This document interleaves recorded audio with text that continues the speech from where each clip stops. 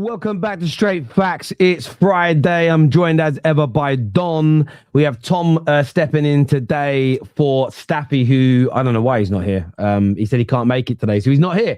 Loads to go through today as Mainoo reportedly has handed in an official request to leave the football club, wants out of Manchester United. We're looking at Maresca, who him and Pep have both played down the links today. But we know when there's an on-steam bomb, there's no smoke without fire. We're going to be getting the boys' views on the potential of City signing Enzo Maresca as their next manager. And we look ahead at some transfer news, plus some massive ties this weekend. Newcastle versus Chelsea. United go to Aston Villa. Spurs play Liverpool. And Arsenal go away to Everton as well. But gentlemen, how are you both? Good, man. Good. All good, yeah. Good. Preparing for tomorrow. Well, preparing for later, first of all, Terry. Obviously, we're going to have a little boogie later. You know what I'm saying, bro? Yeah, later's going to be a boogie thing. Yeah. Donnie's coming to my birthday party. Tom is making up some bullshit excuse why he can't come. Yeah. Some bullshit one, yeah. I wish it was bullshit and I went 100 quid down. Boy, you know what I'm saying, bro? But tomorrow, I don't know if you lot have seen the schedule on that. I'm not moving from my house. Chelsea, 12:30. You've got Man City 3 o'clock. You've got Arsenal at 8 o'clock. You've got Liverpool Spurs at 5:30. And then Sunday is just United Aston Villa. There's one game. And then Monday there's one game as well, bro. Yeah, it's been a weird period for schedule where they're cramming 3 weekends running. They've crammed nearly everything into one day. And then the day after has been almost empty. It almost doesn't make. I looked at next week's fixtures. Man United play the Sunday. Within the next group of team, we're the next team to play again on the Boxing Day where nobody else does. And I look at it and think you could have easily put Arsenal, Everton on tomorrow as well, or Newcastle, Chelsea on the next day. They could have made it a bit better so we can, because I like when there's loads of games, but I like to react to. I know I make content, but even before I made content, I used to like watching parts back, listening to the punditry, looking at what people have got to say. I hate sometimes jumping straight into the next game, if that makes sense. I like a bit of time to digest it, but loads going on and loads to talk about. And I wanted to start with the news that has broke today that Mainoo now wants to permanently leave Manchester United after, of course, his brother had the stunt with the shirt today. Ben Jacobs, I was working with him earlier today, doubled down and said he has been told by very reliable sources. He actually sent me some screenshots of some crazy stuff as well, which I won't reveal and break trust on that. But Mainoo knew about the T-shirt and endorses what his brother did.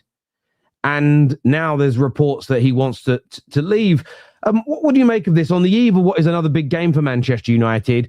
Mainoo essentially putting in a transfer request, boys.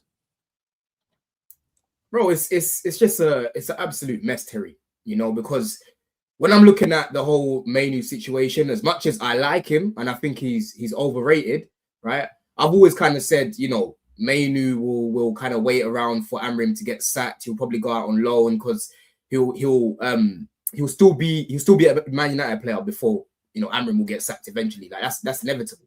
But it seems like there's no real movement in Amrim getting sacked, Terry, because when the pressure's on that guy, he manages to always buy himself time. and he keeps doing it time and time again. You know what I mean, bro? And it seems like over that time period, the relationship with Mainoo has gotten worse. Obviously, the whole thing about the T-shirt the other day, I thought for me that was just embarrassing to do that, bro, because it's brought unnecessary pressure, unnecessary eyes to Mainoo. Obviously, Amrim came out today talking about it as well. I saw his comments, what he said about it. He said, look, free Mainoo shirt or no free Mainoo shirt, we make a decision based off of what we're seeing in training and what we think, you know, who we think we should be playing. So it doesn't really make a difference. Like them saying free Mainoo makes no difference. But now this news is coming out of him wanting to leave permanently. It kind of makes more sense if that's the case. It kind of feels like maybe that was the final nail in the coffin to orchestrate a move to actually leave. Because I didn't think Mainoo would want to leave. Because I'm looking at it like Amrim's gonna get sacked. By the time he comes back in the summer, Amrim won't be here. But now, Terry, when I'm looking at how he's been getting on with certain things, you know, you're seeing all this XG, he's creating all these chances, you're scoring goals, you've scored more goals than Chelsea, who are meant to be in a race, you know, you've scored more goals than Arsenal that are meant to be way better than you, right? It's like, yeah, Amrim's kind of fixing things. So you're kind of stuck in limbo right now because there's no real there's no real clarity of what's going to happen with Amrin. This is exactly it, right? And me and KJ were talking about it earlier, and both of us sort of said the same thing, which was, I almost feel like I'm player FC on this one. And I don't like how it makes me feel. And what I mean by that is, have you all seen what Scott McTominay said yesterday? No, I haven't seen it. So Kate Ebdo was interviewing him, and it felt like a bit of a trap question, because it was, I'm paraphrasing what she asked and what he said, but it was, don't you find it strange that players leave United and go on to be brilliant once they leave? She was trying to get McTominay to essentially slag the club off and say, yes, coaches, training, ethos, pressure, it's bad. We leave, we become good.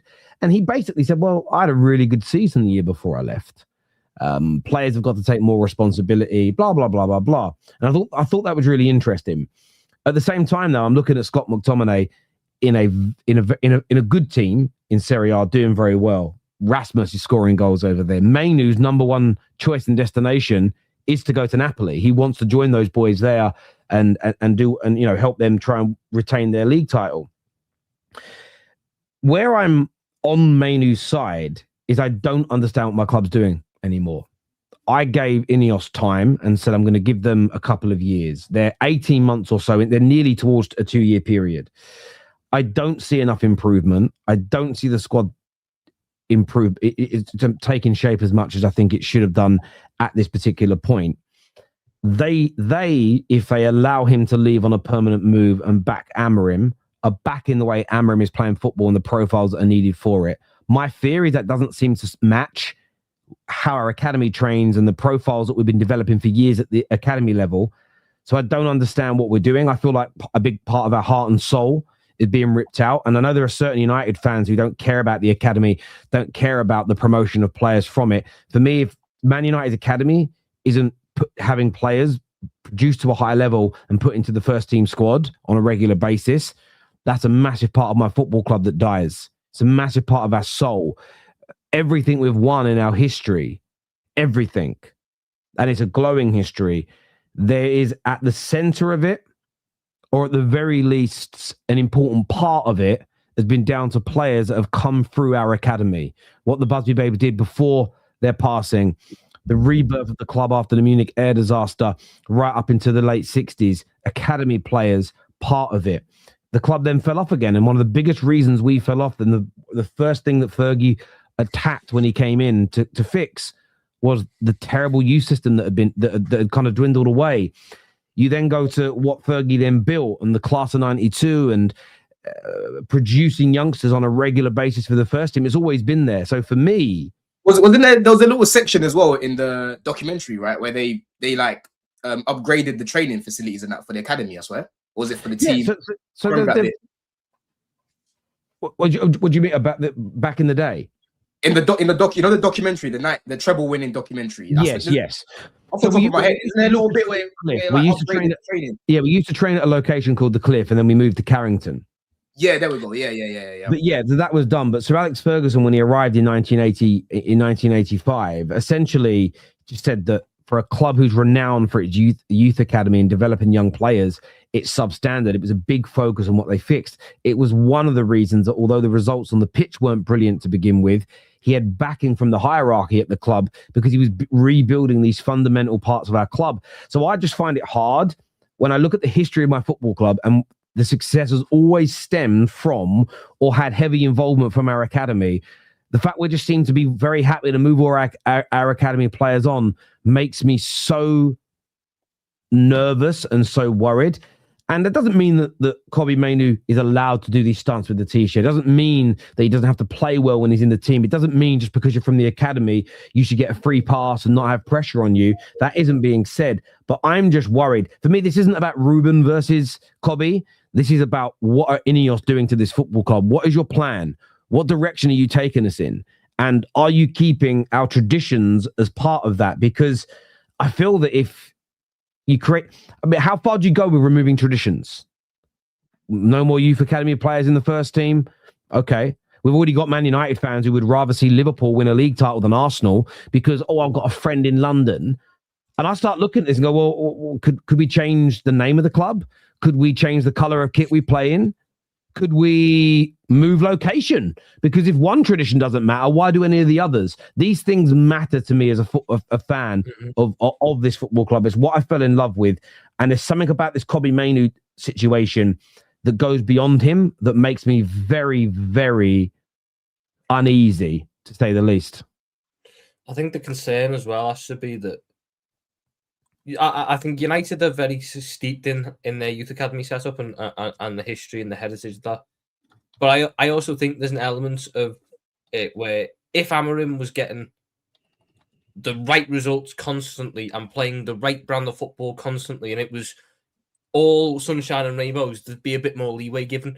But it's the fact that it's not just Mainoo, it's the way he treats all the other academy players. He's getting asked these questions about them, and he's being so derogative about the youngsters coming through. And yes, some of them have been a bit immature and throwing stuff back on Instagram and stuff, but if anything, they're the kids. They're supposed to be the immature ones who are learning it on the job, not the manager who's supposed to be the guy who they've got to help, got to look to guide them through this setup. So the fact he's so vehemently almost against that youth academy, and it's also coinciding with the fact that his entire reign so far has been the definition of inconsistent and underwhelming.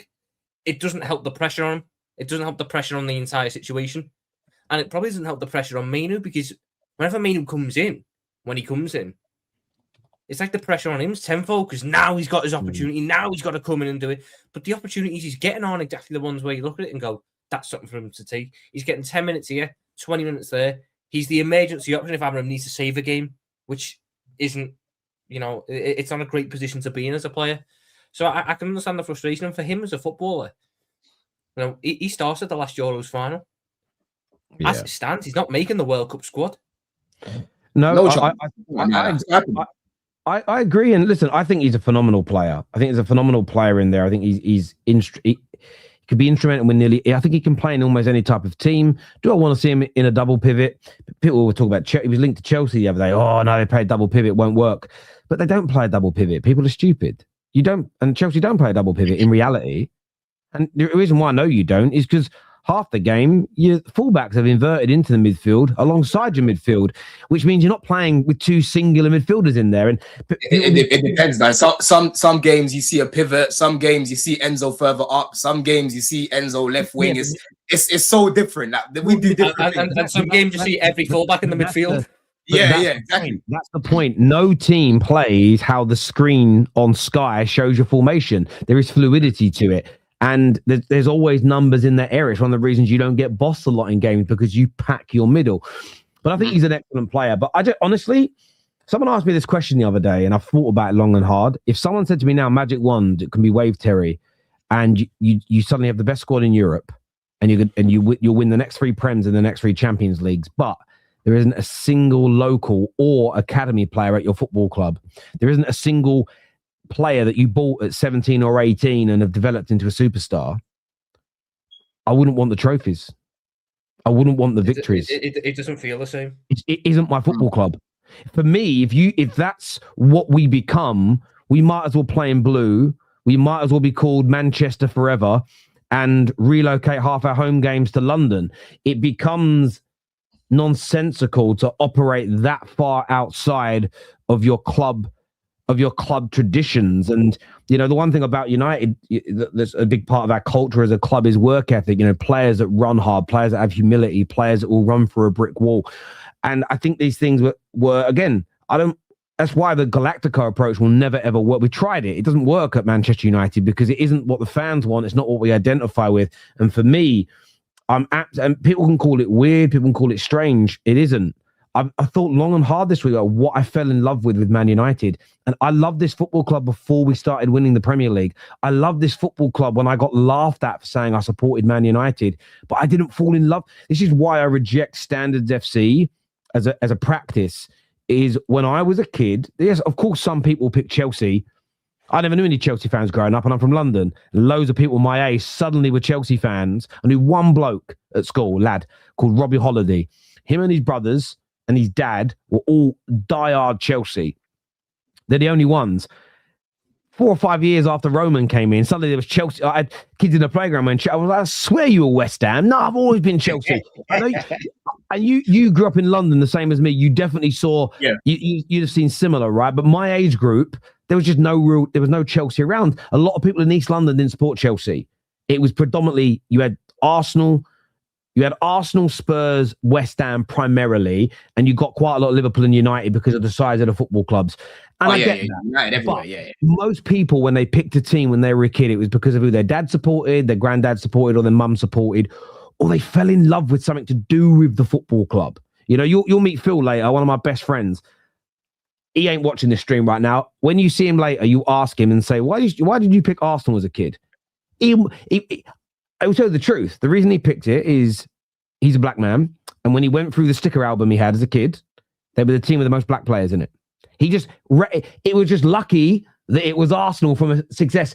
He always said it could have been Coventry. It could have been Southampton. It wouldn't have been Burnley. But do you know what I mean? It was one of these things. I told you I became a Chelsea fan, innit?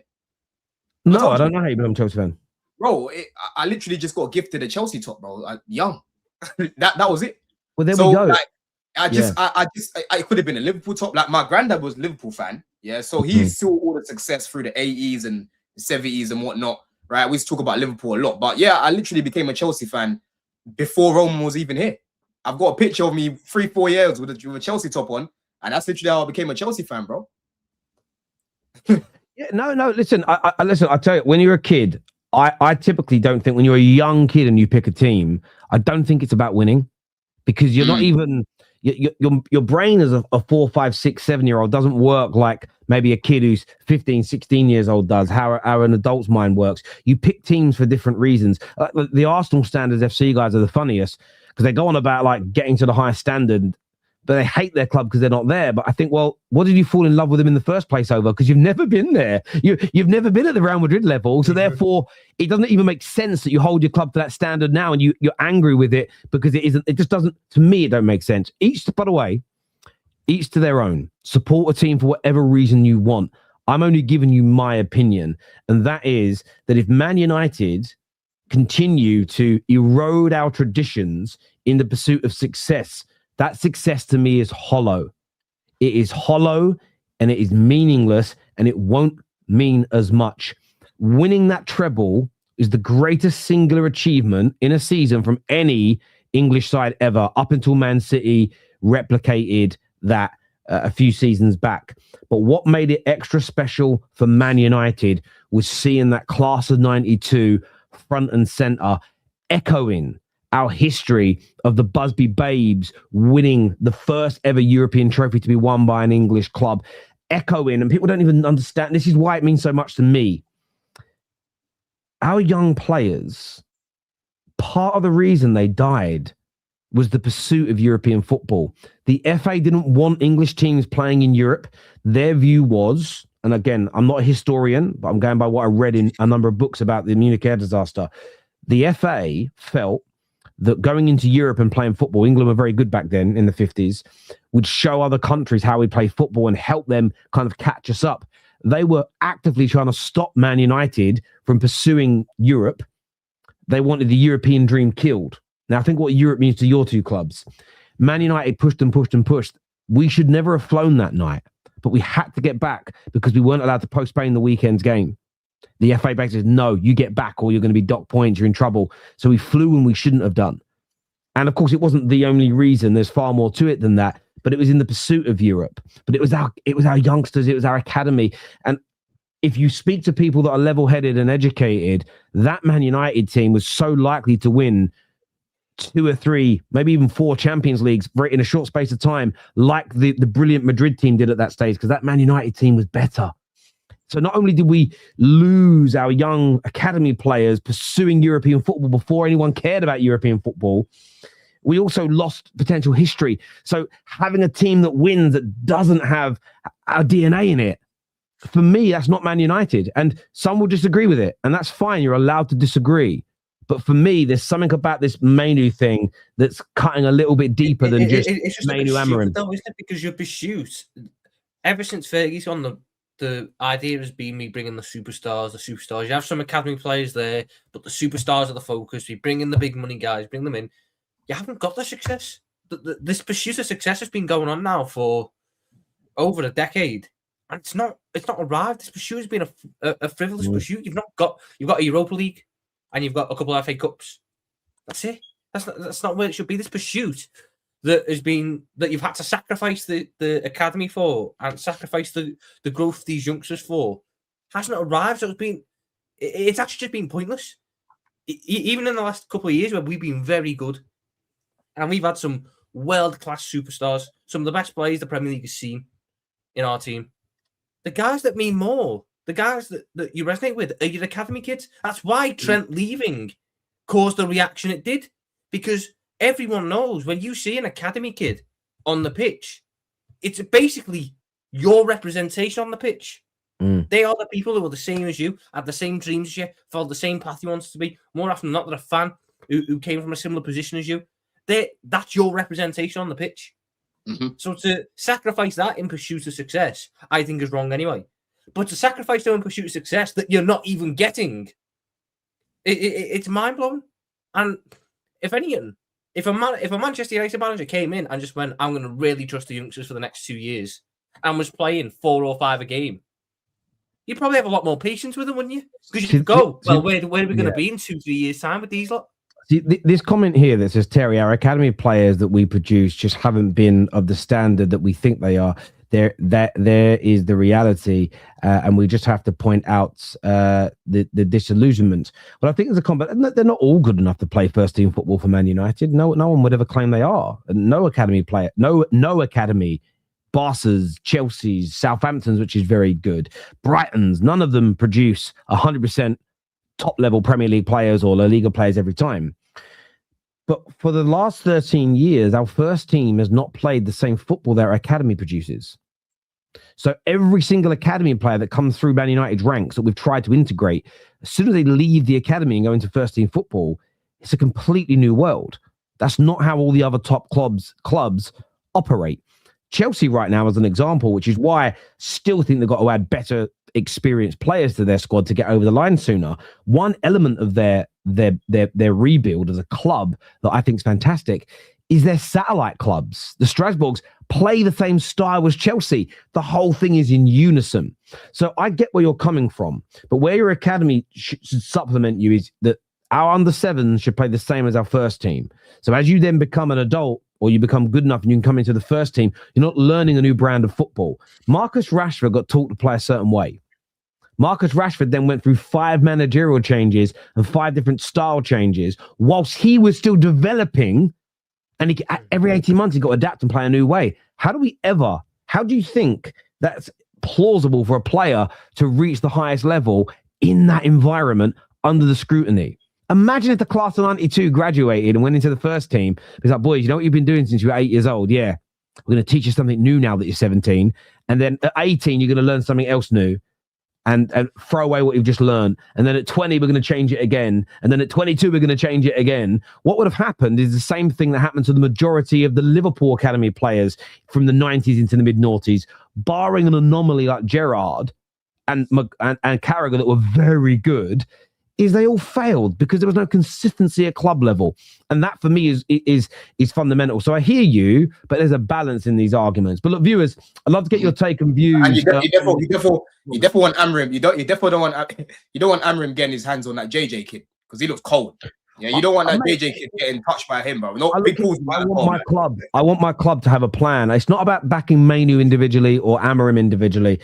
I need to know. I think fans have a right to know that from the under-7s, under-6s, whatever age it starts at, to the first team, we are looking to create unity in all those areas. If we're not, and there's a disconnect, long-term, I think we're screwed. But look, viewers, give us your views, give us your opinions on that. Moving on to Chelsea, I know we briefly mentioned them there. What's your take on all this Maresca City news? What did your gut tell you when you heard that yesterday? Yeah, well, so much for being a championship coach, Terry. I was getting called delusional and all sorts of things. Tom was one of the guys that was like, bro, Maresca, what's he gonna do? You know what I mean? Like talking about Maresca like he's gonna be useless. He's not better than Poch. He ain't gonna get Chelsea top 4. And Terry, I'm telling you, bro, this is a top coach that we've got, man. As much as I I criticize him, recently in terms of some of the decisions he made against Leeds and Atalanta, and I feel like he overthinks against a lot of the little teams. The way Maresca manages, he treats every game like a final, which he shouldn't be doing that against teams that you should be beating, right? But in terms of, what's going on now with Man City, bro, listen, he's obviously got this new agent, Mendes, and obviously Chelsea, he wasn't happy a few days ago about the support that he didn't get from, I don't know, the sporting directors or Igbali or whatever, which to me, Terry, I thought was a little bit, is now the time really to be coming out saying this? Because you yourself came out after Leeds saying, I shouldn't have started tossing. I was overthinking about the height too much from Calvert-Lewin and the other striker, that I should have started Josh in this game to play better, right? Against Atalanta, so many people like myself who are pro Maresca, we cooked him for the decisions that he made with the subs that he made, bro. Bringing on Gusto for Enzo Fernandez and, playing Gittins right wing and whatnot. You know what I'm saying, bro? So he made bad decisions. As much as I agree that the squad in the summer didn't have enough starters coming in, he still hasn't been great with the squad that he's got, Terry, if that makes sense, right? So, it could be a situation where he's coming out now, putting it out there to say, listen, you lot need to fix up in terms of this model and bring me players who are ready to win now and ready to actually start for me now, right? To contribute in the Premier League and all the other comps as well. Because if you don't, I've got teams like Man City looking at me, bro. You know what I'm saying? So I think it was a smart thing that he did, because I think it came from his camp. Know your worth. Know your worth, Terry, because end of the day, we haven't got time to be wasted anymore, bro. Clear Lake have been here now. You were saying about Ineos have been here nearly 2 years. Bro, Clear Lake have been here, 4 years? It's going to be 5 years soon. Yeah, it's going to be 5 years soon, bro. In England, that's year 7 to year 11. You know what I mean? That's 11 years old till you're 16, you leave school, right? There is no more time to be, we're Chelsea, we're just going to be top 4 next season. We're going to be top 4 next season. We don't know if we're going to win the league. We don't know if we're going to win the league. And I'm like, now is the time to be competing. We need to be going into every season now, Terry, saying, yeah, we're going to win, or at most, we're going to probably come second or something along the lines of that. Because this Premier League isn't prime Pep and prime Klopp, like I keep saying. I don't see a team that's going to be getting 100 points, 97 points. I just don't see it with this team, with the Prem, bro. You know what I'm saying? Do you know what's funny when you say it, though? I see it the other way. I see it. I think it's harder now than it was 5-6 years ago.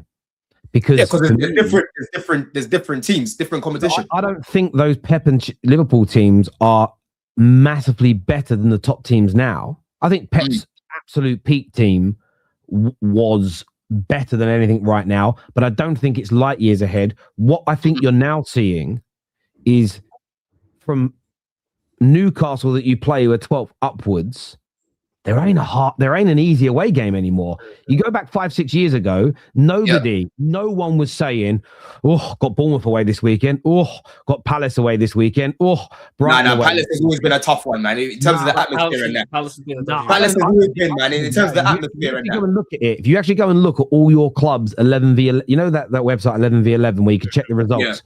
Even with Man United and how bad we've been, the Bournemouth regularly beating us, the Brighton's regularly beating us, the Palace is regularly, all of it. It's been the last 2 to 3 seasons. Go back 4 or 5 seasons back.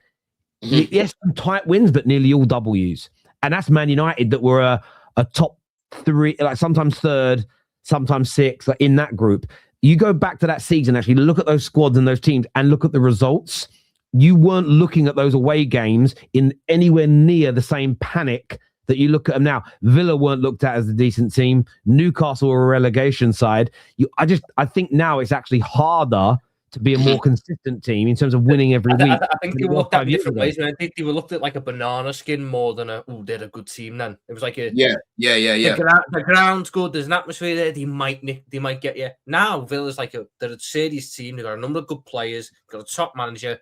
They're a team that have to be given the respect. I think that the quality of the Premier League's gotten better as the years gone on, which has meant that ultimately the gap between the top teams and the bottom teams has gotten closer. That's why this league is so interesting this year with how close it is. That's what it is. That's what it is, though. I think those teams like the Villas and the Newcastles, they've improved, right? But Tom, if you still had the team that you had with Klopp, that should have won more Prems if it wasn't for Pep, you would still feel confident against the Aston Villas and the the Newcastle Oh, yeah. because your team is that good, and that's the point that I'm making, Terry. I agree. The But I Liverpools and the Man want to Cities. give you an example here. I want to give you an example. If you go back to the Centurion season, right?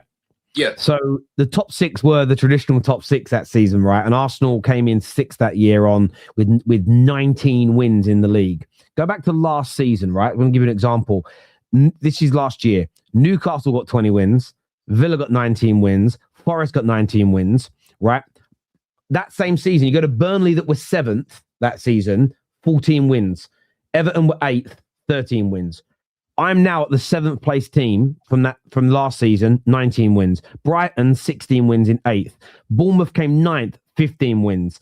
Brentford came 10th last year, 16 wins. The team that came 10th when the Centurions happens got 12 wins. You have to go right down to 13th in the league last year for less wins than that. My point is that middle group now are winning 4, 5, 6 games each more a year, predominantly at home, than they were back then.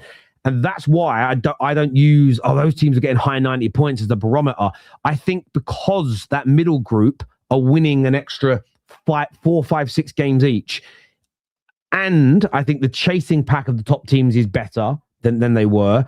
I think it's almost impossible to get 100 points now because there's just too many teams that are going to take points off you. I get that. I do get it, bro. But I'm telling you, bro. Listen, that Liverpool team I saw and that Man City team that I saw, bro. I just don't see them dropping points to these teams right now with the quality that they've got right now. They were just too good. They were too good, bro. You're talking about Aguero, Sane, Sterling, and they had all the KDB and these sort of guys. They had multiple game changers on both sides, bro. Yeah, if it's not Salah, I'll give you an example. I'll give you an example where I think they could, right? Those teams would invariably those teams would batter Arsenal back then. Do you remember? They were like 3 or 4-0 up, well quick, right? Yeah. Mm-hmm. But they wouldn't do that to this Arsenal team. No, of course not. No. Your Chelsea team back in that Centurion season lost 10 games that season. They wouldn't beat up that Chelsea team, this Chelsea team, like they beat up that Chelsea side. My point is, even when you look at the other top members of the top six, barring Spurs, who I think have got worse, and even that Centurion season, Liverpool that year only came 25 points behind them. I just look at it. This Liverpool team will get beat up badly by them, to be fair, because they're not very good. I just still, even when you look at the chase impact teams, are all so much better than they were that amount of years ago. Yeah. Let's go to a super chat here that says, sorry, I clicked on it. Don, how many and what kind of players do you think Chelsea need to compete? Also, is Maresca a good enough manager to compete for the Premier League as he has no history?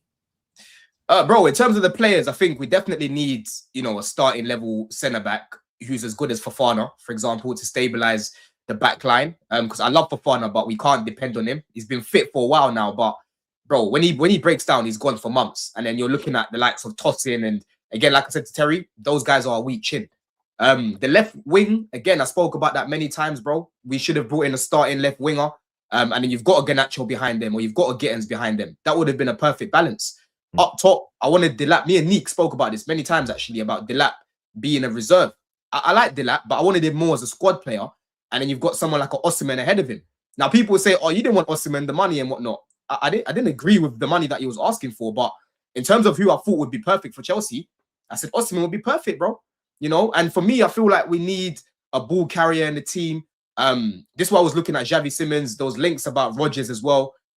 We got rid of Felix, who Maresca didn't really like, but we didn't replace that profile. And when you're facing low blocks, you need someone that can just carry the ball and, win you fouls outside the box, win you penalties, find those little pockets in between the lines to find the strikers, to find the wingers. And some people will say, oh, we still need a goalkeeper. For me, bro, I think Sanchez has improved. I think right now... You could still do with one, though, couldn't you? You could still do with one. Sorry, Tom. I saw in the group chat yesterday, I didn't read it or I was busy. Were you suggesting that Sanchez is as good as David Raya?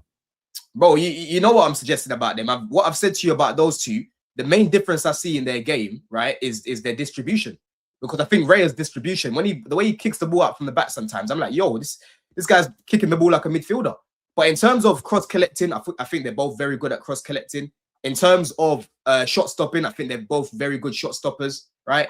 Obviously, Sanchez has got more height than Raya, but I think Raya is still a very good shot stopper. So in terms of their overall game, the main distinction when I'm watching them, I'm like, the main thing I see that's different between them is how they play out from the back. You know what I'm saying, bro? And Sanchez distribution, to be fair to him, it's actually improved. It's actually improved, bro. I'll be real.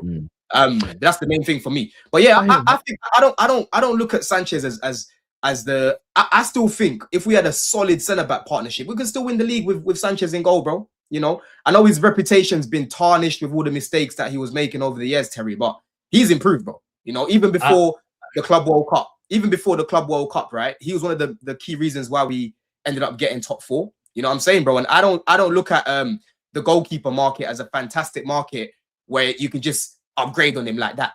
That's what I said to you in the group chat. The clear upgrades for me would be Alisson, who's always injured as well, right? And Courtois. I would love Courtois again at Chelsea if I could pick. You know what I mean? But long term, you know what I think. Are you not interested in the Maignan deal? Bro, Maignan, listen, again, he's very good on the ball, but in terms of shot stopping, I'd probably say Sanchez is a better shot stopper, man. I'll be honest. Maignan, dodgy, you know. I'm telling you, he has some dodgy moments as well, bro. On the weekend, just in terms of the weekend, how do you think Chelsea are going to do tomorrow, lunchtime, early kickoff at St James's Park against Newcastle? How do you think you should set up to win that game? Boy, I mean, listen, let me just read some of their injuries right now. Yeah, they've got Livramento's out, Botman's out, Trippier's out, Dan Burn is out, Emil Kraft is out, Lascelles is out, Asula is out, and they've got doubts for Nick Pope and Hall, right? So it might be Ramsdale in goal for this one, right? But yeah, Terry, we need to make sure that number one, we set up real physical in the midfield. I've got a strong feeling that he'll probably start Reece in the middle with Caicedo. And I think Enzo will probably start the game as well, which ultimately means where's Palmer going to play? Is Palmer going to be off the right, which I haven't really seen Maresca do much with Neto on the left, but then Garnacho had a fantastic game the other day. So how are you going to not start him? You know what I mean? Neto and Garnacho have actually been quite good recently. You know what I'm saying? So that's why I'm looking at the midfield area. I don't know what he's going to do because Palmer has to start for me. You know what I mean? He has to start the game, but at the same time, I want to pack out that midfield area. And we just need to make sure, Terry, that when we go there, we ride that wave. Every single time we go to this stadium, we fail to ride the wave. Within 5-10 minutes, we always concede. Last season, it was 2 minutes with Tonali. If you remember how quickly they scored last minute, right? Sorry, 2 minutes into the game. And then we just failed to ride that wave, bro. So if we don't quieten the crowd, if we let these guys press us into mistakes, we'll lose the game. But if we take the sting out of the game, you know, and I'm looking at how they're lacking a lot of quality, especially at the back at the minute, I think we can win. I think we can win, bro. We went there last year. You know, Jackson got sent off. If you guys remember, he elbowed Dan Burn. And we actually look better than them with 10 men. And that's what's frustrating for me. I'm like, bro, why did we have to get a man sent off? Because we would have actually beaten them. But recently, going there, man, we lost there 2-0 last year. You know, the year before that, we got battered by 4 goals. I think we lost it twice last year because we played them in the cup as well, if you remember. Yeah, you got knocked out the cup through them as well. Yeah, you know what I'm saying, bro? So we don't like going to St. James's Park, bro. The last time we won there was when Lukaku was here. You know what I mean, bro? So we just need to ride that wave. Maresca needs to get the lineup spot on. And in the middle, we need to win that midfield battle, man. Because Joe Linton I don't think he'll be available for this one. He's nursing a groin injury, but it will be Tonali, Bruno, and probably Miley. And these guys are physical guys. Miley's playing right back. Miley's got to play right back because they've got no right back fit. Miley will play right back. Boy, good luck to him then. You know what I mean? Good luck to him, especially if Neto's on that side. Good luck to him. You know? But yeah, I wouldn't be shocked if they end up in like a 4-4-2, you know? If they end up with like Voltemada and Visser up top, or Voltemada and like an Alanga or Gordon up top with Alanga and Murphy on the wings, and they might have to give up the midfield battle on the basis that I don't know if Joe Willock's fit, but again, not really the type of guy who's a big fan of Joe Willock. Jacob Ramsey's really struggled with injuries all season. Lewis Miley's been good, but they've got to put him at right back at the minute because of all the right back injuries that they've got with the Livramento and Trippier. What Murphy played in? Murphy. Someone just said Murphy. What Murphy played in? Murphy will play on the wing. If they put Murphy at right back, they've got no wing. They've got no quality wing. Can I give you a question on this? Miley's injured as well. Wait, someone just said Miley's injured. Miley's injured. I don't know. Who do you boys think the most pressure is on, right? Let me paint this picture for you. Chelsea are currently 5 points away from Aston Villa, who play Man United at home, and I think most people are expecting Villa to beat Man United. So Chelsea lose, they could go 8 points away from third, let alone what's going on at the top. Palace are playing Leeds, likely to win. So Chelsea could finish the weekend in 5th place and be a couple of, maybe if Liverpool win, they could actually be as low as 6th in the league. If Sunderland win, they could be as low as 7th in the league. Newcastle, on the other hand, if they lose, they could drop to about 15th. But equally, with the right types of results for the likes of Sunderland, who are 8th place and the teams above, they could find themselves 7 to 8 points off of a European place, but they've also got to overtake 4 or 5 teams. Who do you think the pressure to win is on the most? Because Chelsea could fall really into a deep race where there's only one place they're kind of fighting for, because 8 points is a lot to start catching up just for 3rd place. And for Newcastle, they could find themselves cut adrift from European positions next year. Who would you put the most pressure on going into this game? I think it's on us, man. I think it's on us, bro. I think when I'm looking at their injury list and who we've got unavailable right now, it's only Colwill, obviously, Asugo, Lavia, Esteval is injured for the game, and Delat is injured as well. They'll be back for Aston Villa. So right now, bro, we've got more than enough, man. On the bench, in the starting 11, I just look at our team right now. We've got more quality. That's why I'm saying to you, Terry, it's the intangibles. It's all about riding that wave. That's what's going to lose us that game. I'll tell you what, though. Maybe Chelsea are the club under the most pressure, but I think Eddie Howe is under a lot of pressure at the minute, because I don't think that Derby loss has gone down very well, and the way he acted afterwards and the comments that he said, I think that a lot of Newcastle fans are very frustrated with Eddie Howe at the minute. So maybe he's a club, just because Chelsea, and the whole circus around after the Arsenal game and title challenge, and now it could be 8 points off even 3rd and all that. The pressure's probably on Chelsea, but I think there's a lot of. I think Eddie Howe's probably the man most under pressure in this game. He is. Even with the injuries, but I also think that he's probably got one eye on that England job going. I hope that Tuchel's only doing one tournament, because then I can, if Newcastle decide they've had enough of me, I've got the safety blanket there at the England job.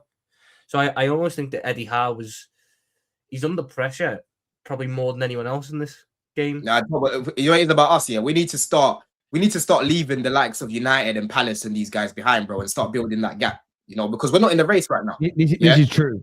We're not in the race right now, bro. Yeah. We lose the game. United, listen, they're missing players right now, but they've got a good record against Villa, bro. Bruv, I'll be honest with you, right? This isn't trying to dig out another club and make my team look better. United are a very inconsistent and poor team. Fair enough, maybe after 8 games, maybe after 10 games. As you start getting towards game week 17, 18, 19, 20, 21, you can't be a point or two ahead of a Man United team who have scored more than you, when you were much better than us last year, and you should be kicking on to the next level. As you said earlier, we go back to the conversation about the Clear Lake, the project, the rebuild. This was the year where Chelsea were meant to qualify for the top 4 comfortably and close that gap on the teams at the top. Having a year where maybe you finish 4th or 5th, get into the Champions League, but you're being pushed by the Sunderlands, by the Palaces, by the Man Uniteds. It's not. Some of it will be on the manager, of course it will be. Some of it will be on the players, but it isn't a good look, in my personal opinion. Especially when you look at Villa, they've got a brilliant manager, but for a club of their size, they've got a good squad of players, but they lost players and couldn't spend any money in the summer. You guys added more. For them to kind of go to another level and leave you behind, I think there'll be a frustration in that. So I get what I don't think there's much pressure on Eddie Howe at all. And I know that they're 14th, 15th in the league if they lose this game, but they're in the semi-final of a cup competition. He gave them their first trophy in 70 years, and they're doing all right in the Champions League. You'll hear a few Newcastle fans online talk about standards. They're happy. I think overall, they're quite happy. They win their semi-final. They've got City in the semi-final, right? The Carabao Cup. Yeah. If they win that semi-final, if they win on and retain that League Cup trophy, they could come 17th, and I think it'll be all right. Where Chelsea, the club, the fans, the ownership, they want to be closing the gap on the number 1 spot in the league, irrespective. So I would say slightly more pressure on Chelsea personally. 100%, especially when you think about how this week's panned out with the tension behind the scenes, and Maresca coming out talking the way he has been. The poor in-game management, the poor lineups he's gone out with. We deserve a good performance, Terry. Do you think Maresca's go, by the way? Say that again. Do you think if Pep leaves at the end of the season, Maresca's gone? it all depends on what happens, man. Like if we don't make top 4 or we're scrapping for top 4, you know what I mean? And like, you know, he's consistently making mistakes and he carries on being. Let's say you come third. Let's say you come third, but you're a ways away from the top 2. Like they're 10 to 15 points clear, and you're third with Villa and us and that, and we're like in that mid group that get third to 5th. And the Pep leaves and the City job's open. Do you think Maresca then goes, I'm going to see out my project at Chelsea? Or do you think he goes, no, I'm going to go to City? Because I think that if you're looking at the way City want to run and be like that Barca project from when Pep was there, and it was all through they built a philosophy that all the managers have followed. If I was to ask you, you might like this answer. Who do I think is the most Pep-like manager in the world in terms of philosophy and the way he manages out of all of his disciples? It's Maresca. He's the most Pep-like. I even saw he's their top choice because of that metric. You're right, bro. I even saw a thing from The Athletic. It shows like Man City and Chelsea's typical shape and structure. Bro, it's very, very similar. Very, very similar, bro. Yeah, he's the closest. He's also got the same flaws, though, if you get me. So, like, remember how they both go on. Yes. They both overthink all these Champions League games. I think Maresca's got that same problem for those winnable Premier League games where sometimes 100%. he does too much and the team just keeps it simple. And he's over. You know what it is, Tom, yeah? If we was to finish third, for example, right? And, you know, there's a little bit of a gap between third and first, but we go and win, I don't know, the Champions League, for example, because it's still a possibility, right? Or the FA Cup, you know, we win the Carabao Cup and we get to a final of the FA Cup. I think that's different context. But if it's a season where it's like, yo, we're still dropping points against these minnows, you know, he's still making mistakes, you can see him in the media, he's not happy, then I probably think he will go in it. It just depends on what's happening. It's really hard for me to say because I can't predict how the season's going to pan out. I just hope that he's still going to be here, Tom, because, boy, enough is enough. There's no time to be, you know, changing consistently, bro. Yeah, these lot have learned this new system. There's still new players in this team that are trying to learn this new system. To throw it all away, right? You've actually helped this manager develop. We have given this manager more clout, Tom, right? And then we're gonna go give him to Man City after he's gained more experience. That's an L. That's a big L, bro. You know what I mean? I also think though there's a world, and again, maybe I'm going too outlandish with it, but the World Cup's this summer that gets done. If Arne Slot turns it round to a degree this season, we're not going to sack him, so we'll be out of any sort of race for managers this season potentially. Correct me if I'm wrong, but when you're lot very interested in Nagelsmann before he's ended up with the Poch. I think. Yes.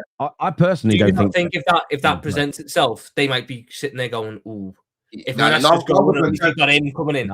I think what Chelsea goes straight to Strasbourg and they take Rossinha. I think Chelsea are so relaxed about Maresca leaving. A lot of the briefs into the Chelsea specific journalists last night were they hold the power, they've got the control, they're relaxed. The manager at Chelsea doesn't have power anymore. The process does, the structure does, and if he leaves, it's plug and play. They treat managers there like a white labeled solution, which is plug and play. That company stopped making it, we'll plug this one in. You get this a lot when you can do this a lot when if you're designing an app for your business. There's a lot of companies that have like a white label solution. They just put your colors and your logo on it, but they're not building an app from scratch. It's kind of how Chelsea are treating their coaches. Now they want to keep Maresca, of course, but they will already have a group lined up that they believe are of a level, maybe even potentially better. It won't bother them too much. It really, really won't.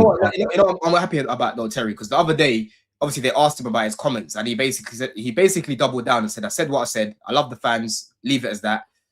But today he actually came out saying, "No, there's no problems. We're all good." You know what I mean? So I'm just hoping it's a little bit of a hiccup.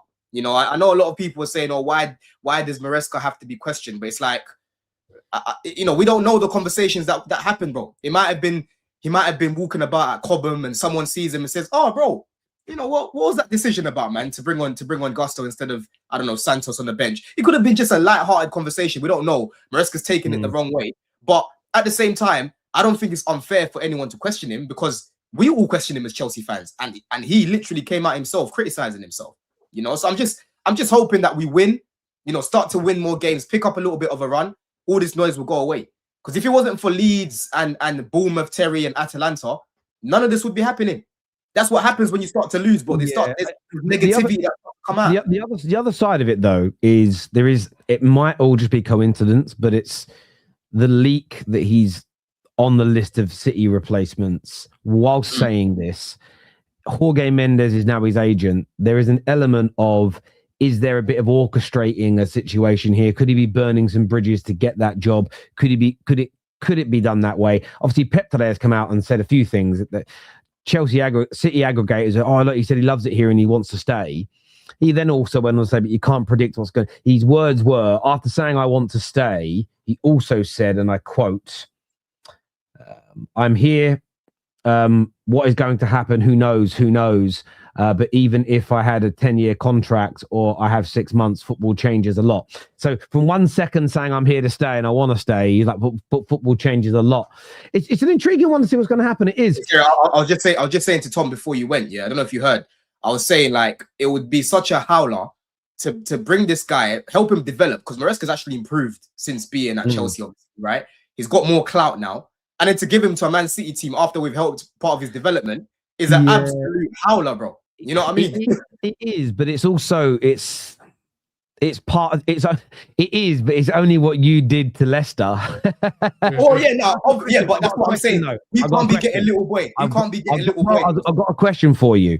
You're both equal. I think you both got 36 trophies each. If your manager quits Chelsea to become the City manager, does that show they're the bigger club now?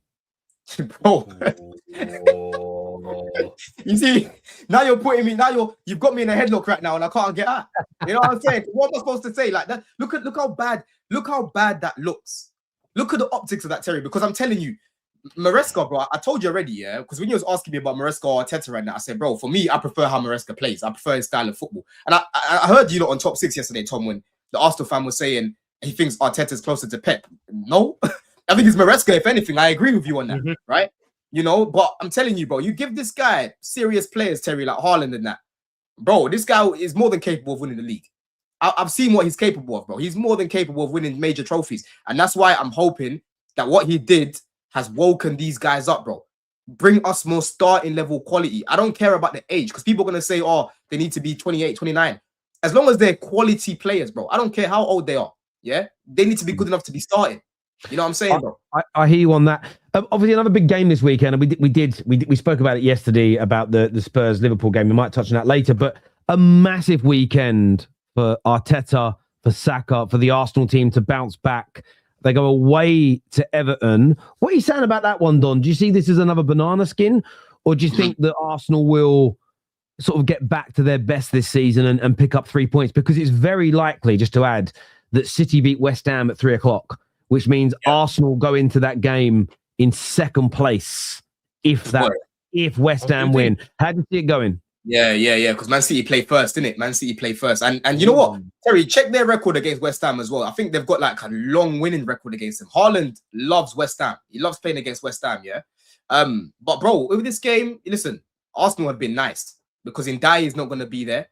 Dewsbury is injured. He got injured against Chelsea. He ain't going to be there either. Grealish has been past fit now, you know, but Ndiaye and Dewsbury are a big part of their attack, you know. So Arsenal have a big advantage right now, man. I know it's away from home, but they need to get that fluid football back into this team, because when I'm looking at the difference between them and Man City, Terry, I'm looking at their attacks. Bro, you can see Cherky, Foden, Haaland, these guys are free flowing. I look at Arsenal, you know, against Wolves. If it wasn't for Saka, they don't win that game. And they could have even lost the game, if anything, bro. The way Wolves were attacking them, you know, in certain parts of the game, they could have lost. So this is a massive opportunity for Arsenal to actually, you know, go to Everton and win, because they're missing some key players, man. The last time West Ham, they've had a couple of draws against them and wins in a League Cup game at home. The last time West Ham took any points away at Man City was September 2015. Yeah, they've got this WWW. If you remember Haaland, his first season, Terry, I think the first game was against West Ham, and he scored. Didn't he score a hat-trick in that yellow kit they had? Probably. He got two. He got a penalty and a finish into the bottom left. Yeah. I'm sure he scored a hat-trick against them though, Tom. One of the seasons. I think that's probably very likely. At some point in his Man City career, he's probably scored a hat-trick against West Ham. He's probably scored a hat-trick against pretty much every bottom team. Rahman will know. Rahman, let us know. I think Haaland's definitely scored a hat-trick against West Ham. But for this game, Terry, I think Arsenal have everyone available, right? Barring well, in terms of their attack, like is Trossard back now? I don't know if Trossard's back available at the minute. You're mute. I'll see. I think Terry's voice knowing. But yeah, man, I think right now when I'm looking at the two teams, Tom, like who's available and who's not available, then Arsenal. I've not seen anything to say Trossard isn't out, so I think he's there. I think Arsenal can go for a very good lineup there. Mm-hmm. And I think for Arsenal, this game's even more important because I look at this run of games they've got coming up. So their next 4 games after Everton in the league, anyway, are Brighton, Villa. I think Brighton is away, Villa's at home, Bournemouth's away, Liverpool's at home. So after Everton, they've got 4. They're not hard. They're not easy games. They're not the hardest game they'll get. They're not City. I can't put us in that category this season, but they're the type of games where Arsenal have struggled in past seasons. Aston Villa beat them this season. We've beat them this season. I think they lost away to Bournemouth last season. They dropped points at Brighton last season. And again, last season's a different thing, but we're talking about 4 tough games coming up after this. There's a real chance that if their form is like the Wolves game where they just look out of ideas, very predictable to stop going forward. Sorry, Brighton's at home. Very predictable to stop going forwards type thing. And then they have to play the Brightons, who I know we beat them 2-0, but I was at the game. They create some good chances against us. On another day, they get at least 1, and it's all of a sudden a very different game. Brighton in the open team. They're going to attack. They're going to attack them. They ain't going to be scared. But Bournemouth are a team that have been massively inconsistent the past couple of months, but we know that they've got a lot of attacking power. Villa, we know about Villa, and us, I have no idea what version of us is going to turn up. If it's a good version of us, then we can beat any team. If it's the best version of us, we can beat any team. So I think they've got a very tough run of 4 coming up after this. If they can get a good confidence builder against an Everton team that is massively missing some key players. I mean, Everton have 4 really good outfield players, and they're missing 3 of them for this game. There's no NDI, there's no Dewsbury Hall, there's no Branthwaite, and Grealish is past half fit. So they've got they're really struggling to put players out there. I think that this is a game that Arsenal needs to look at and go, circle it around the calendar. We need to put 3 or 4 in here. Put statements in and sort of remind everyone that it's a case of, they're not wobbling, they're not cracking under the pressure. Arsenal are here, and then they take that form into the next 4 games, 4 tough games, and they can ride that through. And that could be the thing that, because football and title race is so momentum based. This is the biggest momentum swing for them because they're tough games. They can get through them with a good amount of wins. It's all of a sudden the narrative's gone. And the thing is, because listen, I'm looking at Man City game as 3 points already. You know what's even funny, Terry? I saw Suchek yesterday. I went football in my lane, and he was there. I think his daughter does training there, and I was talking to him. I was like, bro, why are you here? You're playing Man City at the weekend, bro.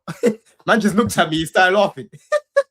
I saw when I went out back in September. I parked up in Canary Wharf. I had to get changed in the car park, right?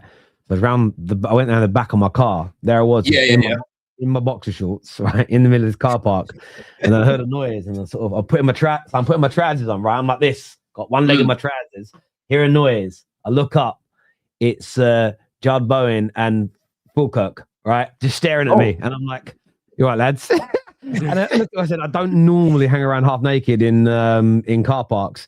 I went, and then I don't know why I said it. I got a bit like embarrassed because I was like, "No, I went having a shit season, didn't you?" In fairness, they laughed, right? And I didn't, what you say to me? I don't know how that's going to go down. No, he took it well, man. But honestly, for me, I think massive. He is a unit of a geezer. Oh, he's 6'4", bro. Like, listen, the picture me and him took, it can never get out. It can never get out, bro. I was looking like a beanstalk. You know what I'm saying, bro? Don's like here. Don's very short. No, I'm not very short. Chill. I'm just a bit shorter than you. Just a bit. Just a bit. No, but it was a saying. But listen, Arsenal, bro, they need to. I don't care if it's away from home, right? They need to make sure that they are winning this game and they perform well. Because Man City, bro, for me, they're gonna win that game. If Arsenal don't play well, but they win, there's gonna be doubts leaking into the fan base, because already now there's a lot of fans within Arsenal that aren't as confident as what they were, because the gap has gone. You're seeing City kind of kicking into the next gear. And Terry, I'm sorry, it's what game week? What game week is it? Game week 19 now. 17. The 17. Game week 17. Like, how long are we gonna keep saying Arsenal need to click? Arsenal need to click. Like, Arsenal need to click. Like, maybe this is just what they are, right? Maybe this is what Gyokeres is. You know what I mean? This is just what Saka is. That's a very scary thought if this is what Gyokeres is. Bro, it's true though, isn't it? It's true. You know what I mean? Don, do you think this? Do you think this is it for Gyokeres? Because I'll give you an example, right? I want to be fair with it. I really like what I saw at Sporting. I wanted Man United to buy him. Equally, I really like what I saw from Alexander Isak at Newcastle. I'd have loved Man United to have bought him. And I'm looking at both of them and I want to make sure I'm being fair. This isn't about one striker. Sometimes there are players that you've got to give them some time. And maybe Alexander Isak, maybe Gyokeres gets better, and they go to the level everybody expected. But we have every single one of us on this panel and every single person listening to this show, we have all bought players that have gone, given some time to click. And you fast forward 2 years, 3 years, you've had Darwin Núñez recently at Liverpool. United have had Højlund. I mean, Chelsea have had a plethora of strikers in the last 2 decades that you go, they'll reach the levels, and they never do. When you look at Gyokeres, do you see a player that just needs more time? Or are you starting to think this might be the reason Brighton never gave him any games? Bro, to me, he just kind of looks like an ugly duckling, bro. You know, I look at him, I just look at his technical ability. It's horrible. You know, I look at the basic fundamentals of the game. The game seems like it moves way too fast for him. And this is one of the key things I said to you, Terry, about what scares me about Chelsea signing him. Because I think he would finish better chances than Jackson, of course. But I did say, like, he's not going to get the space that he was getting in Portugal. Every time I saw the goals, bro, you know, you're seeing Gyokeres scored again. I watch it back. Bare space, bro. Bare space. He's not getting that here. So he's having to think a lot quicker. But because his feet aren't that technical, he just can't do it, bro. He's struggling to create chances for himself. You know, when he's through on goal with some of the chances that he's had, he's taken 2-3 seconds to shoot. You know what I'm saying? Because I know they're saying the creativity hasn't been great, but he has had some chances in the team where he should be doing better, but he's taking way too long. You know what I mean? Way too long to be decisive.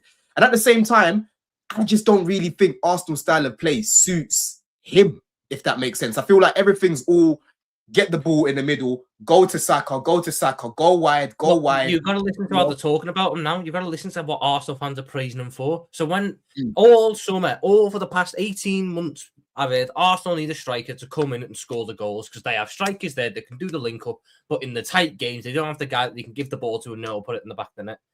For the past 2 months, the only praise I've heard of Gyokeres is this is link up today. This is hold up play.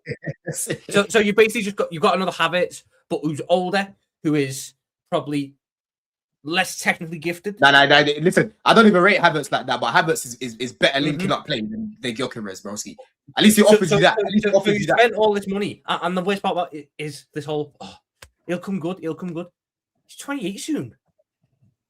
Like, unless he's this all of a sudden a fantastic late bloomer as a footballer, I think he is what he is. Now, he's not an inherently bad footballer, but is he the Arsenal footballer that Mikel Arteta wants for a striker? Probably not. And I think that's why he didn't want him. But Tom, look at Jesus, bro. Jesus has been out for God knows how long, yeah? I thought his knees were finished. They were talking about, potentially terminating his contract. Man came on the other day, and Jesus was looking like Firmino in comparison to Gyokeres, bro. Within what, like 15 minutes of being on the pitch. Jesus has always been that, hasn't he? Jesus has always been that. That's the point. That is the point, Tom. Like, I'm not even really seeing Gyokeres creating chances for himself. You know, like the goal he scored against Leeds early on in the season, where he like ran past people and he scored, right? I could have been seeing more of that this season, because you're not gonna, as a striker, you're not gonna get clear-cut chance after clear-cut chance, especially when you're playing against teams that are mostly gonna sit back. You have to take responsibility as a striker and take those opportunities. I can figure the chance Daumann created for him in the cup.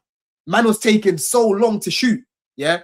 In the Champions League, Odegaard put the ball straight through the middle, bro. He's taking so long to shoot. It's like everything's like 3-4 seconds late with him. It's like he's lagging. You know when you're lagging on pro clubs, Tom, yeah, and your everything's late. He's lagging in real life, bro. I'm telling you. I just don't think he's what Arsenal wanted. I think Sesko would have been a better signing for them because Sesko could actually kick ball. He can kick ball, whereas Gyokeres is more. I also think Sesko, even though I'm not a big fan of Sesko, and I think that there's very big limitations in his game, Gyokeres to me isn't a low block type of striker. He's not the kind of guy whose skill set can be applied to get to being effective against low blocks. Because Gyokeres, he's not this monster in the air in terms of you can put him against a centre back and you'll back him to win the duel. I know Gyokeres has scored some headed goals this season, but they're not the type of headed goals that I could envision a Sesko scoring in terms of dominating his centre back in the air, rising above him, powering it into the back of the net. That's not Gyokeres. I think Gyokeres is a striker. He ultimately, I mean, again, Sesko, you're probably all right with Sesko at United. Gyokeres and the space that United are getting afforded in games and they're creating in certain games, it's the kind of situation that Gyokeres needs. Gyokeres needs to almost be put in one-on-one situations with centre-backs in channels. To me, Gyokeres reminds me of the play style Lukaku had at Everton, where everyone misprofiles him as that he's tall, he's powerful, you can push it, you can play it into him, and you can hold it up and bring others into the game. That wasn't Lukaku's game. Lukaku's game was getting in the channels and going one-on-one with centre-backs and using his physicality to take them on and hold them off and get past them. That's Gyokeres' game. But those opportunities don't present themselves to Arsenal. No, they do, Tom, but he gets tackled. That's the point. He does get opportunities where he's trying to turn the defender and they just take it off of him. And that's what I'm saying. That's where the... And I've had this conversation about Man United strikers, so I'll keep it 100. The one thing where I think the criticism is fair is the movement good enough? So are the crosses, the cutbacks not coming because he's not moving into the right areas? So I'm starting to watch Šeško more closer now in United's team because we seem to cross the ball a lot when he's not on the pitch and then stop crossing the ball when he's on the pitch. And the basic view is, well, cross the ball more now Šeško's there. But is he running into the areas? Is it that the goal we scored first against Bournemouth, Cunha and Ahmad make the run so the cross comes in? Are we? And this is just for me to look at. I might be wrong on this. I might be right on it. It's more to look at. Is it that Šeško isn't making that run? So the fullbacks, the wingers are looking up and going, well, there's no one to cross to. So we're maintaining possession. I think there's an element of it there. But I mean, one thing I'm watching before we move on from this and get predictions for the game, one thing I'm enjoying watching is the inners and the outers, because most of the Arteta inners are like, Gyokeres is shit, we should have bought Šeško. The Arteta outers are like, Gyokeres is amazing, the manager's ruined him. I am loving that little internal war. It's beautiful. In terms of the predictions, how do you see the game going, boys? Boy. It should I'm looking at one. Yeah, I'm looking at the predicted lineup. Yeah, it could be Dwight McNeil, Alcaraz, Barry, Grealish, Garner. I don't know who the hell this guy is. Bunham. I don't know who the hell that is. Tim. Yeah. Sawolski, Keane, Mikalenko, O'Brien. I think they're just gonna set up Terry to kind of soak up that pressure and hit these guys on the break, probably, just because they just don't really have a lot of quality going forward. I mean, McNeil was good for them last year. He hasn't really been in the forward, but Arsenal, man, they've got more quality than Everton right now. They should be winning this game. But do I think they will? Like, from what I've been seeing of recent weeks and that, I can even see a draw. You know, I can see a draw, man. I think there's a very interesting thing in this game where if Everton go Beto and Barry up top, Beto and Barry are crap. They're awful. But they're very good. They cause centre backs so many problems. Because they're physical. So I almost feel it because there's no Gabriel, I think manages those type of strikers very well. It's probably going to be Hincapié and Saliba, good centre backs, but they're the kind that, I mean, Ollie Watkins was getting a lot of joy out of Hincapié. Saliba is probably the one out of Gabriel and Saliba that I think gets bullied a little bit more by the strikers. Barry and Beto might get a lot of joy in terms of winning the ball, holding it up. What you'll watch is you'll get incredibly frustrated at how many chances they miss and how simple it is for them to do certain things that they can't do. I think Arsenal should win this game 4-1. Newcastle went there and won 4-1. Newcastle went there and won 4-1 2 weeks ago or 3 weeks ago. Arsenal should be looking to do the same thing. I think it's more so going to be Arsenal 2-0. And it'll be a late second goal to sort of seal the game type thing. I think it could get quite nervy at points because I think Everton can play with no pressure. I just think Everton in that game. I just think Arsenal right now they're back to their kind of stale state. You know, they just seem a little bit stale. Like, you know, Terry, start of the season I was bigging them up in terms of their fluidity. I said they're looking a lot better. Like in open play, they look good. You know, I know that they've dropped points in the last few games, in more points in the last 6 games than at any other point in the season. But it's also the period where they've scored their most goals from open play. Mm-hmm. So I think their issue for me with Arsenal in the last 6 matches, the issue has really been. I've got something funny to tell you. Yeah, put that comment up as well. Put that comment up as well. Yeah, the Guna says we'll always look at the negatives for Arsenal and positives for Chelsea. I literally, I don't know if you're listening, bro. Yeah, that's what I'm saying. These guys are so sensitive. I literally just said Arsenal have more quality than Everton, and you need to be winning this game. You should be winning this game. But bro, what I've been watching from you guys recently, I think their issue actually has been not being able to keep the ball out the back of the net against Sunderland, against etc. I think they're kind of like the issues there, but I think they'll win the game. Moving on from this game, because there is some breaking news there was some that broke about 20 minutes ago, and now Fabrizio has put an update out as well. So according to Pete Hall and Mark Douglas, some credible sources, Man United are now seen as the front runners to sign Anton Semenyo. Fabrizio has stated that he will go to either Man City, Man United, or Liverpool. He's also confirmed, and Kate, if you're watching, I told you, Spurs are now not advancing their interest, which means Spurs have been told to fuck off, right? And you've got Champions League football. But a few sources now saying United are leading the race. Others think it's Manchester City. Ben Jacobs said earlier on that don't completely rule out Arsenal. Arsenal want him in the summer, not January. But if a Man United or a Chelsea or a City, were to advance, or a Liverpool were to advance, they may step in at that point.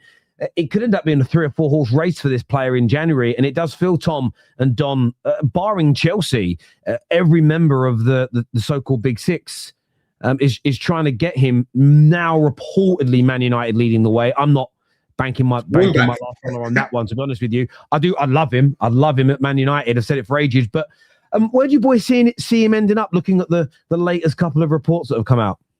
I mean, I know what I want. Where he ends up, I have a feeling it'll either be United or Liverpool. What I'd want is for him to go City and then us to try and work out a deal to get Marmouche. Because I think that's better for us. Not happening. What the fuck are you talking about? What are you talking about? Well, hold on a minute. How many games do you think Marmouche has played this year? He's played 200 minutes. He's not in the plans. He's not in the plans.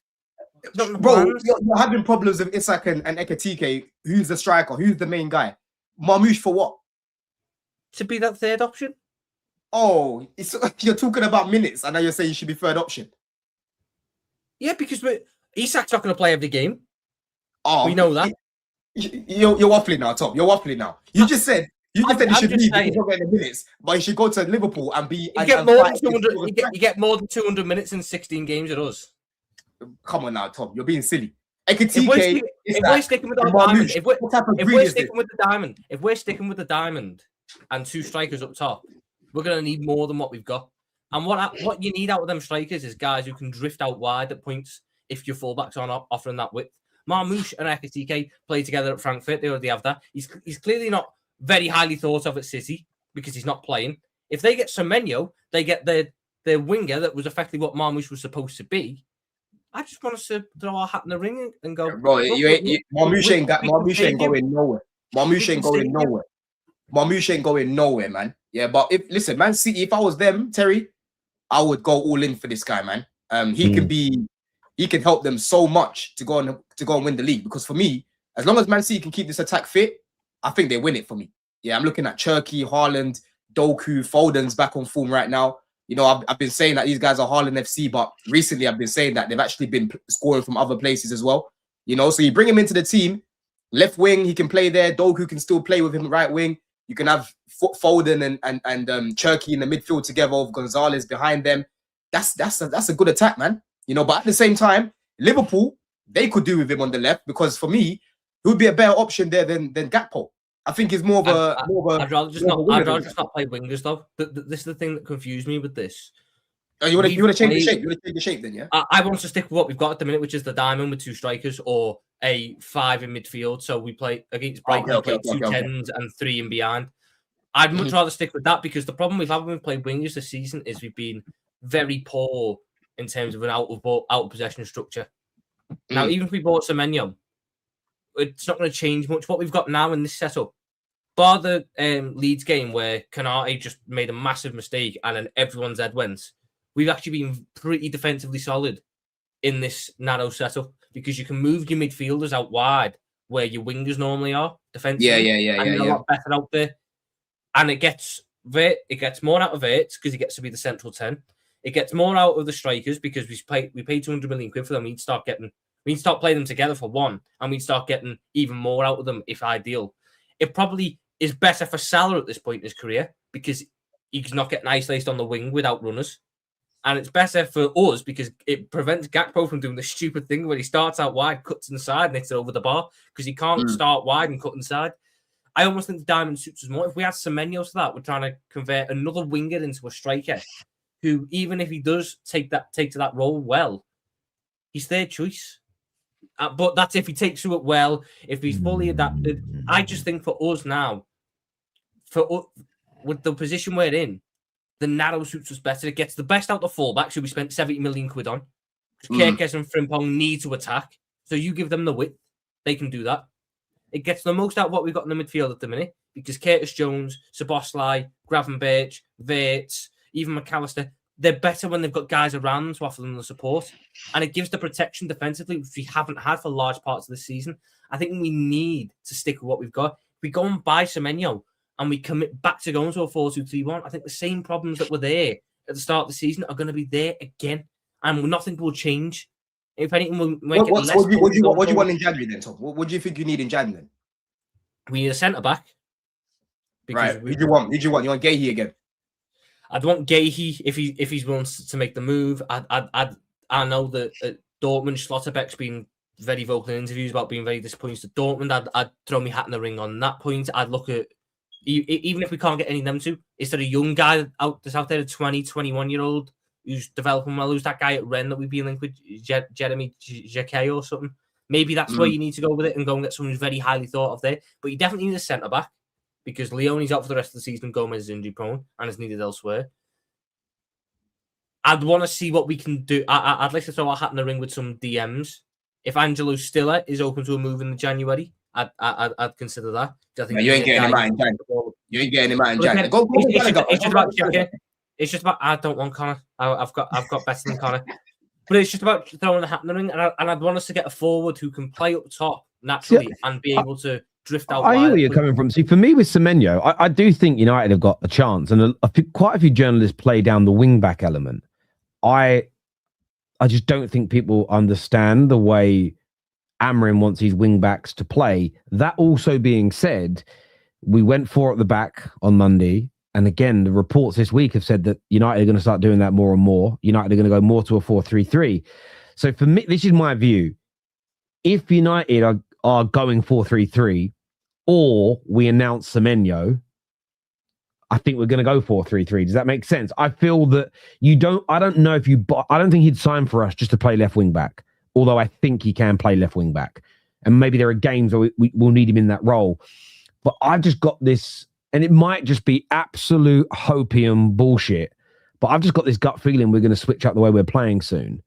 And part of that is, you think he can play down the middle? Don't you think he take up central areas? He can play down the middle, but he can play on the left and he can play on the right. I mean, we've got 2 wingers that can play on the right in Ahmad and Mbumo. We actually have, the maddest part about our squad now is there isn't a single person who can comfortably play on the left wing. Cunha can go there, but he's not a left winger. So I'm not surprised to see us doing that. The one thing I would say to Staffy, though, when he says, why are we recruiting for Amorim?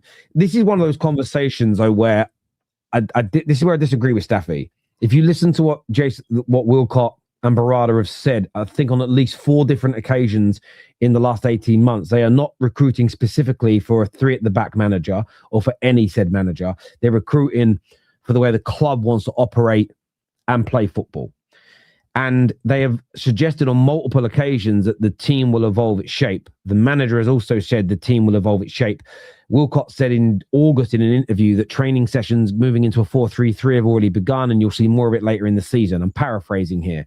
So for me, I look at it this way. Most people want Amorim to go and go 4-3-3 anyway. So buying players, Elliot Anderson's, Balibas, keeping Mainoo, I want, signing Semenyo's, I don't see that as buying for Ruben. I see that as buying what the club and squad needs anyway. So I know some people, I think some people, I'm not putting Staffy in this box, I think some people don't want to see new players being bought for a manager they want out because they might make the manager win more games and then he stays longer. However, if we have the opportunity to bring in Semenyo, I think we should jump at the chance. I don't agree with the news reports. I'm going to report on them as they read. They read from a few sources that we're now the front runners. I'm not sure about that. I'm not sure if that's true, but I'd love to sign him. I think he'd be great for us. And the one thing I'd pitch into him, again, if I was in charge of United recruitment, the one thing I will say is that when Doku and Foden are fit, he isn't starting at City because Foden and Cherki are occupying that right-hand side at the minute. Doku's starting on the left. At Liverpool, there is a good chance for him to play on the left-hand side, and maybe he becomes Salah's replacement in the future.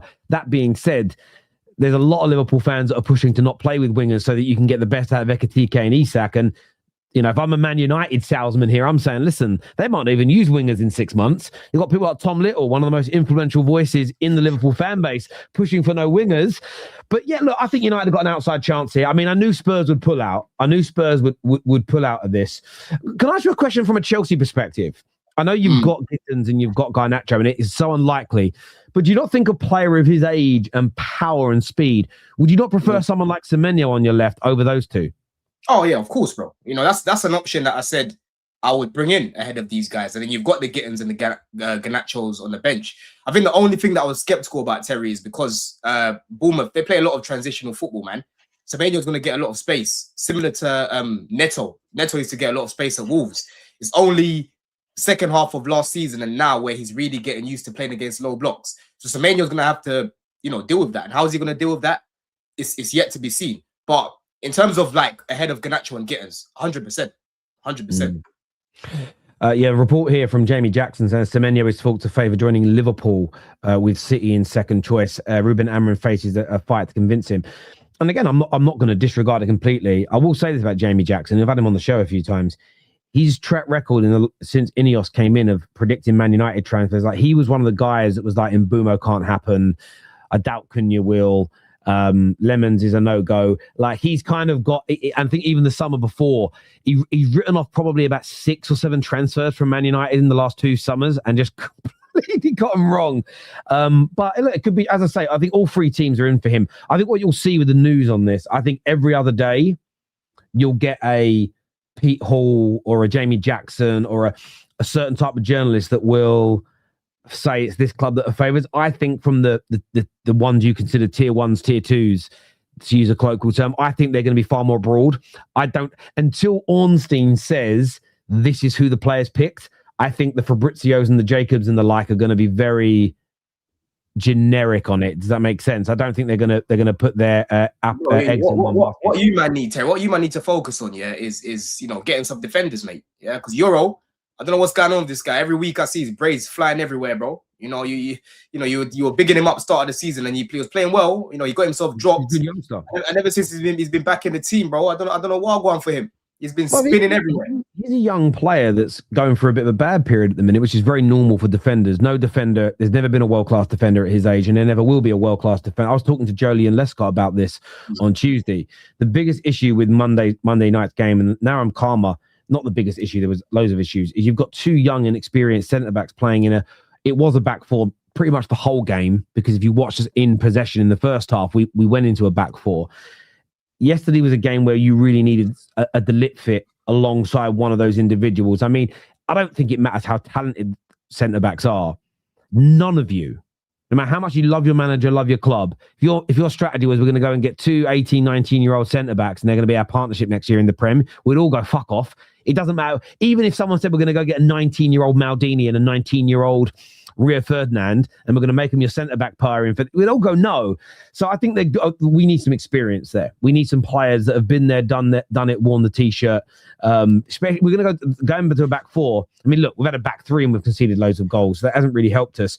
Going back to a back four, my one concern, though, is how easy we need some centre-backs who are more experienced than the young ones we've got, that are better on the ball and just are more powerful and more quicker. I'd love to sign at the back. I'd love to go and get Van der Ven. I think of Van der Ven at the back for Man United just gives us a different dynamic. Gahey would be another player I'd love to have. But Van der Ven, hang over that move now, though. If you start seeing what Van der Ven's doing, he done that interview with Gary Neville on the overlap. I think Van der Ven's starting to put the feelers out there for getting that move in the summer and put himself out there and to be available. I would take I think he'll be a very interesting one. Sorry, some breaking news very quickly. Man City and Bayern Munich have expressed an interest in Josh Achimpong. Ben Jacobs. Yeah, I'm seeing that. Yeah, man, he ain't going anywhere, man. No, he ain't going nowhere. Let me just jump through these super chats. We're right near the end of the show here. I'd still take Euro at Chelsea, though, Don. You'd still take Euro at Chelsea. Chelsea, though, Don. To be fair, I probably would. Because he's available most of the time. There's talent in there.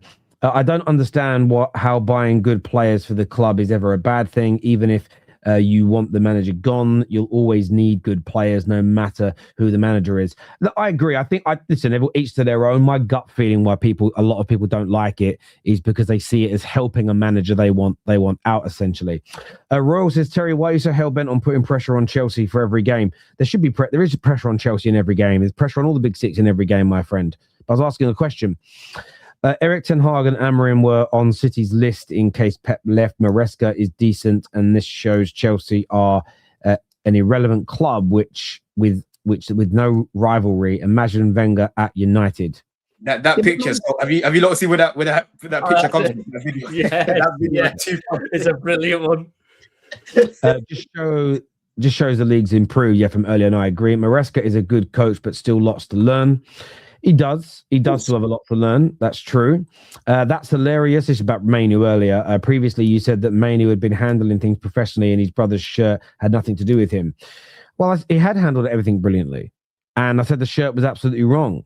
I had no idea that Kobbie Mainoo knew about it. Now that I know that he had something to do with it or knew about it, I think it's wrong and I condemn it. But I think overall, everything else I've said up until this point, I think Mainoo had handled himself brilliantly. Nothing changes. But we've got to remember, I'm judging things based on the information we have publicly. Some people, maybe yourself, Terence, you're someone that just always assumes the worst in people. And so if you throw enough shit, some of it sticks. If you just always think every person's a bad person, eventually you'll meet a bad person and you go, I was right. But I don't necessarily cast aspersions on people without having any evidence of that.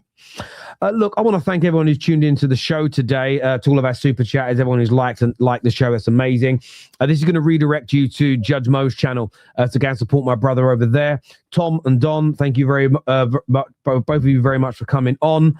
But until next time, people, take care. Goodbye. God bless. Don, I'll see you in a few hours. And we'll see everyone soon. Take care. Bye-bye.